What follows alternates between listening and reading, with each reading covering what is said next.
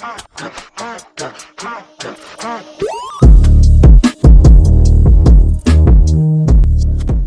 tech builders, welcome back to the channel.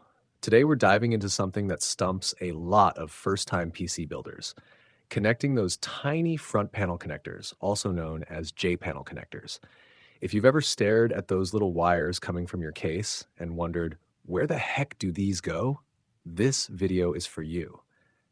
I'll be demonstrating on the MSI B650 Tomahawk, but don't worry, these principles work for virtually any motherboard. So grab your case manual and let's turn those confusing little connectors into a quick and easy win. All right, let's jump right in. The first step is locating the J-panel header on your motherboard. On our B650 Tomahawk here, you'll find it right at the bottom right corner. It's clearly labeled as JFP1, which stands for Jumper Front Panel 1. Now, if you're rocking a different motherboard, don't panic. Every manufacturer puts this connector somewhere along the bottom edge of the board. When in doubt, crack open that motherboard manual. It's your best friend for this process. Now let's get familiar with what we're working with. From your PC case, you'll typically see four main connectors: the power button, reset button, HDD LED, and power LED. These little guys might look intimidating, but they're actually pretty straightforward once you know what to look for. Each connector should be clearly labeled, and here's a pro tip. If the text is hard to read, grab your phone's flashlight for better visibility. Here's where things get crucial, and this is something that trips up even experienced builders sometimes. The LED connectors, that's your HDD LED and power LED, have polarity, meaning positive and negative pins matter. Get them backwards, and they simply won't light up. But here's the good news.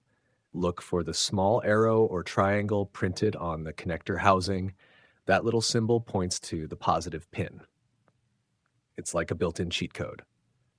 For the switches, your power and reset buttons, polarity doesn't matter at all. These are just completing a circuit, so you can plug them in either direction and they'll work perfectly. Let's start connecting. I always begin with the power LED because it's usually the easiest to identify.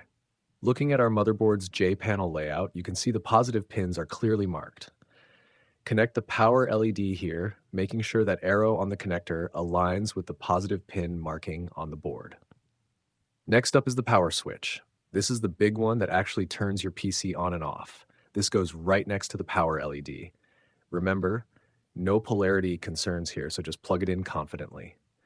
Now for the HDD LED. This little light shows drive activity, which is actually pretty useful for troubleshooting. This connects just below our power LED, and again, watch that polarity. Finally, the reset switch goes right below the power switch. This is your panic button for when things go sideways and you need a quick restart. Moment of truth time. With everything connected, let's power up the system and test our handiwork. Press that power button, and if everything lights up and your system boots, you've absolutely nailed it. Those front panel LEDs should be glowing, and both your power and reset buttons should be fully functional.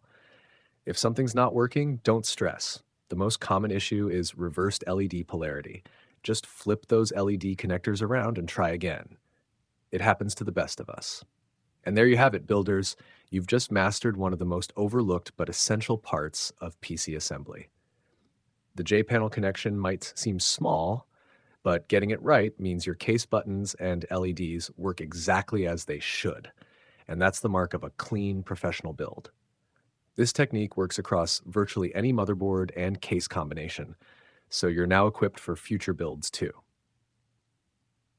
If this tutorial helped you out, smash that thumbs up button. It really helps the channel reach more builders who need this info.